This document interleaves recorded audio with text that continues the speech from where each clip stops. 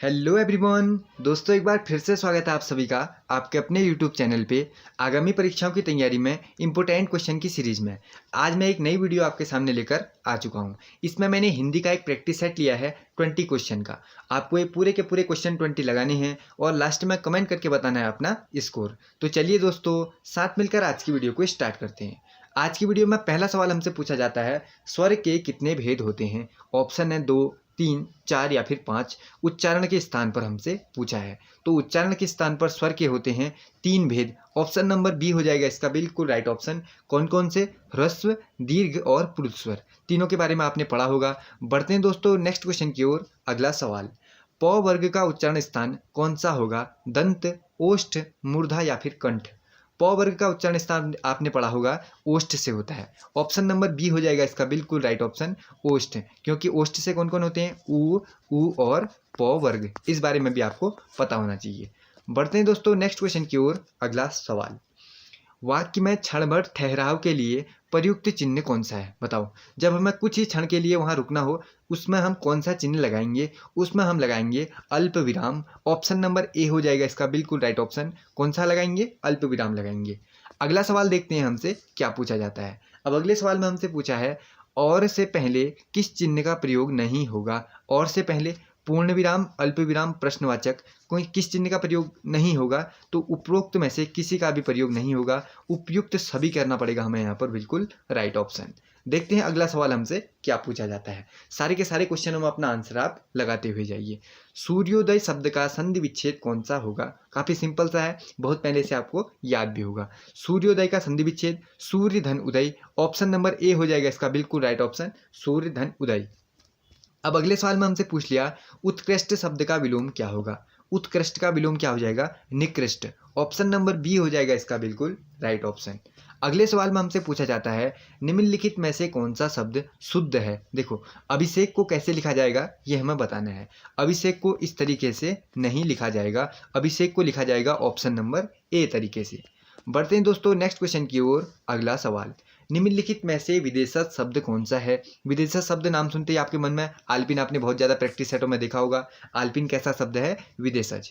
बढ़ते हैं दोस्तों नेक्स्ट क्वेश्चन की ओर। अगला सवाल, यथ विधि का सही उत्तर बताइए। यथ विधि मतलब होता है विधि के अनुसार होना। ऑप्शन नंबर बी हो जाएगा इसका बिल्कुल राइट ऑप्शन, विधि के अनुसार। अगले सवाल में हमसे पूछा जाता है, उल्लास का सही संधि विच्छेद क्या होगा? उल्लास का सही संधि विच्छेद क्या होगा? 4 के 4 ऑप्शन आपको देखने हैं और राइट ऑप्शन लगाना है सही। उत धन लास। ऑप्शन नंबर ए हो जाएगा इसका बिल्कुल राइट ऑप्शन, बाकी को आपको सही नहीं करना है। अगला सवाल देखो। अब अगले सवाल में हमसे पूछ लिया गया, मोहन नहीं आने वाला है। मोहन नहीं आने वाला है, यह किस प्रकार का वाक्य है? यह है नकारार्थक। ऑप्शन नंबर डी को राइट करेंगे, अगले सवाल की तरफ साथ में बढ़ जाएंगे। अगला सवाल देखो। अब असूर्य पश्चा शब्द का क्या अर्थ है? 4 ऑप्शन आप लोग देख लीजिए। सूर्य की ओर मुख किए हुए, जिसे सूर्य भी न देखे, जिसका सूर्य भी स्पर्श न कर सके, पर्दा जिसे सूर्य भी न भेज सके। देखो, इस बारे में आपने एक अक्षर पढ़ा होगा, असूर्यम पश्या। वो कौन होता था? जो स्त्री सूर्य को भी न देख सके, ये पढ़ा था ना। तो इस टाइप से असूर्य पश्चा किसको राइट कर लेते हैं? जिसका सूर्य भी स्पर्श न कर सके। ऑप्शन नंबर सी को राइट करते हैं, अगले सवाल की तरफ बढ़ जाते हैं। अब अगले सवाल में हमसे पूछा जाता है, निम्नलिखित में से कौन सा शब्द सदैव एक वचन के रूप में ही प्रयुक्त होता है? बताओ फिर। बाल, आंसू, जनता या फिर आंख, किसको राइट करोगे? एक वचन के रूप में प्रयुक्त होने वाला किसको राइट कर लेते हैं? जनता को। ऑप्शन नंबर सी हो जाएगा इसका बिल्कुल राइट ऑप्शन। बढ़ते हैं दोस्तों नेक्स्ट क्वेश्चन की ओर। अगला सवाल, बुराइयों से सदैव दूर रहना चाहिए। इस वाक्य में रेखांकित शब्द में कौन सी संज्ञा है? बुराइयों से सदैव दूर रहना चाहिए, यानी इसमें कौन सी संज्ञा हो जाएगी? व्यक्तिवाचक, समूहवाचक, भाववाचक या फिर जातिवाचक, किसको राइट करोगे बताओ? बुराइयों से सदैव दूर रहिए मतलब जातिवाचक संज्ञा। ऑप्शन नंबर डी हो जाएगा इसका बिल्कुल राइट ऑप्शन। अगले सवाल में देखते हैं हमसे क्या पूछा गया। आवाहन का विलोम शब्द क्या हो जाएगा? बताओ। आवाहन का विलोम शब्द हो जाएगा विसर्जन। ऑप्शन नंबर ए को राइट करना पड़ेगा। आवाहन का विलोम विसर्जन, विसर्जन का विलोम आवाहन। अगले सवाल में देखते हैं हमसे क्या पूछा गया। अधोलिखित में कौन सा उपसर्ग है? 4 के 4 ऑप्शन है, अधः, अध, गति या फिर अधो। उपसर्ग कहाँ लगते हैं? शब्द के आगे लगते हैं। प्रत्यय कहाँ होते थे, पीछे लगते थे। उपसर्ग मतलब कौन सा लगा हुआ है इसमें बताओ फिर, 4 के 4 ऑप्शन देखो, अधय लगा हुआ है। ऑप्शन नंबर ए को राइट करेंगे, अगले सवाल की तरफ बढ़ जाएंगे।